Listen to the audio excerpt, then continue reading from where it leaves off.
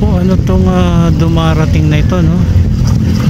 Mukhang warship yata ito. Yan, dito po yan sa Manila Bay. Ngayong umaga ay dumating itong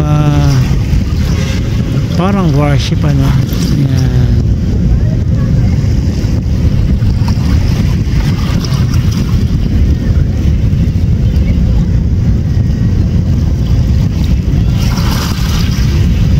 Tingnan natin kung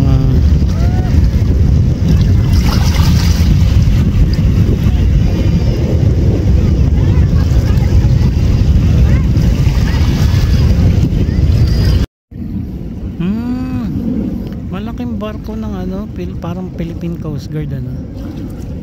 Yan, pero hindi pa rin po natin sure kung Philippine Coast Guard ito dahil hindi rin natin mabasa, no, dahil napakalayo pa ng itong barko na ito.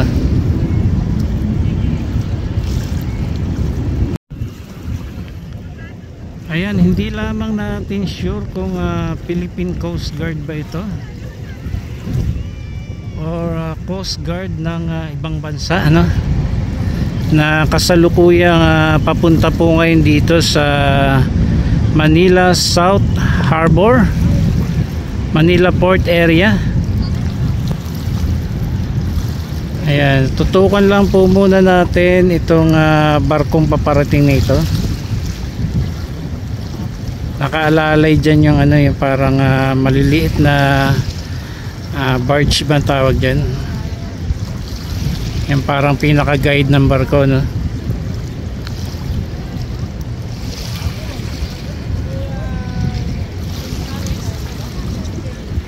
Ayan, lakad-lakad tayo dito para medyo malapit nating makuhanan itong barko na ito paparating. Ang laki, no? Pero para siyang Coast Guard.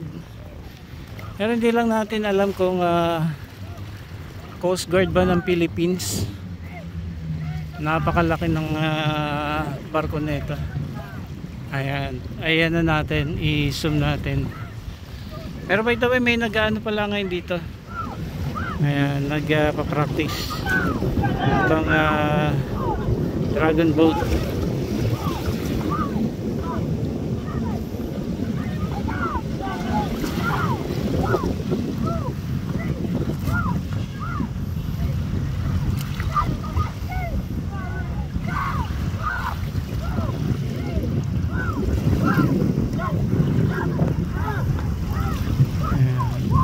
Okay, habang nagpa-practice po yung mga dragon boat, ano, ito naman po may paparating na napakalaking barko na ito. Parang sa tingin natin para siyang Coast Guard, pero hindi lang natin alam kung anong bansa, no, ito nagmula. Mamaya po punta tayo dyan sa may malapit dyan sa Manila South Harbor, Manila Port area, para makita po natin kung anong bansa, no, galing itong barko na ito. Ayan, sunod-sunod din naman po kasi na mga warship ang pumupunta rito sa ating bansa, nagpapakita ng suporta sa atin, ano, especially ang bansang Amerika, ang Japan, Australia, India, Brunei, dami po, from South Korea ay talaga pong nag-susupport po sa atin, especially po sa ating situation dyan po sa West Philippine Sea, and also nagkakaroon ng mga joint exercises ang iba't ibang bansa, kasama rin po yung ating mga kasundaluhan. Nag-share po sila ng kanilang mga karanasan sa pagliligtas sa dagat, ano. Ayan, at yung iba po ay nagdo-donate ng mga equipments sa ating bansa, no. Kaya maraming pong salamat sa mga bansang patuloy na sumusuporta sa atin. Kung ikukumpara po tayo sa bansang China ay napakaliit lamang po natin, Pero dahil po sa suportang ipinapakita ng mga iba't ibang bansa ay nagkakaroon tayo ng lakas ng loob para harapin ang kinakaharap nating situation, pambubuli ng China, pangaharas ng China, especially sa ating mga kasundaluhan at mga mangingisdang Pilipino dyan po sa West Philippine Sea.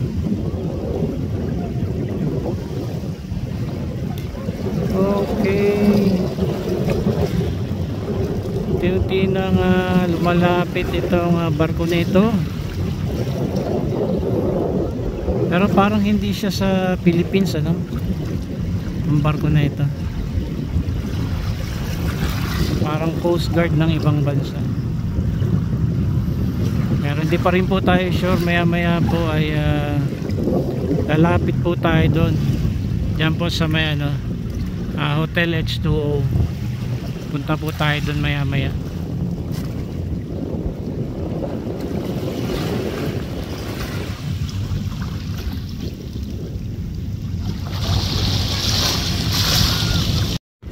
So na-zoom natin, tas nakita natin yung nakasulat dyan is Korea Coast Guard. Naririto po ngayon sa Manila Bay. Ayan mga kababayan, nandito tayo sa Dolomite Beach, Manila Bay, at tanaw na tanaw po natin itong pagdating ng Coast Guard from South Korea. Ayan, i-zoom natin.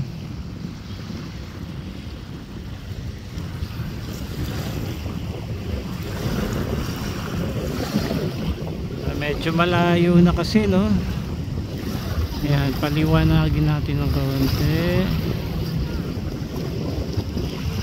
Ito from South Korea pala ito mga kababayan, isang bansa na talagang kinakikitaan din po ng pagsuporta sa ating bansang Pilipinas, especially sa ating kinakaharap na sitwasyon dyan po sa West Philippine Sea mga kababayan. Naririto po ngayon ang South Korea o Korea Coast Guard. Sabi ko na yun, Coast Guard ang barko na ito, kaya lang hindi lang natin alam kung anong bansa. Nasum ko kanina at pinicturan ko. Ayan, at nabasa natin ay Korea Coast Guard. Wow, talagang bumibisita pa sa ating bansa, no? From South Korea. Ayan, hopefully ay matulungan din po tayo, no, sa ating kinakaharap na situation diyan po sa West Philippine Sea. At salamat din po talaga sa mga bansang patuloy na sumusuporta sa atin. Ayan, papalapit na siya diyan, diyan po sa kanilang i-stopan nila diyan po sa Manila Port area.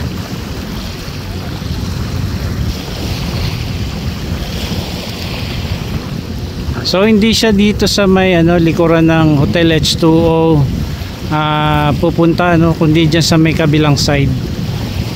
Siguro may paparating pang barko, kasi ito nakikita natin meron pang parang barkong paparating. Ayan, ayan, di lang natin alam kung anong barko din ito. Pero ngayon po from South Korea, ito pong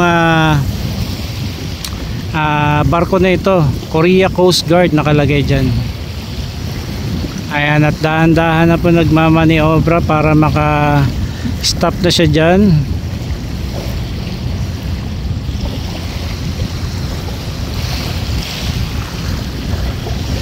Antabayan na natin mamaya, panigurado baka meron i-stop dito sa may likuran naman ng Hotel H2O. Ito kasi sa kabilang side siya hihinto, ayun na, pumapwesto na siya dyan. Sorry, pumapwesto na siya dyan sa kabilang side.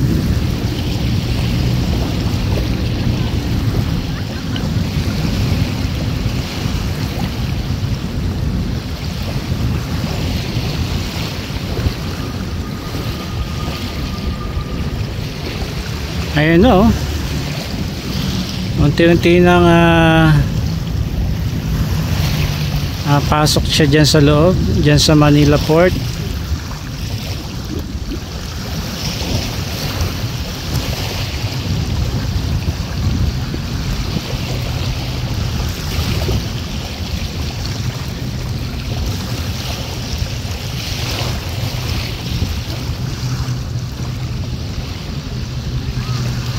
So, dito lamang din po natin nakikita yung mga warship ng iba't ibang bansa dito sa sa likod ng Hotel H2O. Yan, salamat po sa patuloy na pagsuporta sa ating bansa, itong bansang Amerika, Japan, South Korea, India, ano pa ba, Brunei. Talagang kinakikitaan din po talaga ng mga pagsuporta sa atin from Australia. Yan, gawa nga din po ng ating situation dyan sa West Philippine Sea, kung kaya't lalo pong lumalakas din po ang loob ng ating Pangulo na talagang ipaglaban ang West Philippine Sea. So ayan na po, nakapasok na po siya dyan sa area na yan. Yung kanina naman, kala ko barko pa yung kanina. Lumiko pala dun sa kabilang kabilang side at hindi nagdiretso dito. Yan. So nakita po natin yung pagdating ng Coast Guard from South Korea. Dito tayo sa may Dolomite Beach, Manila Bay.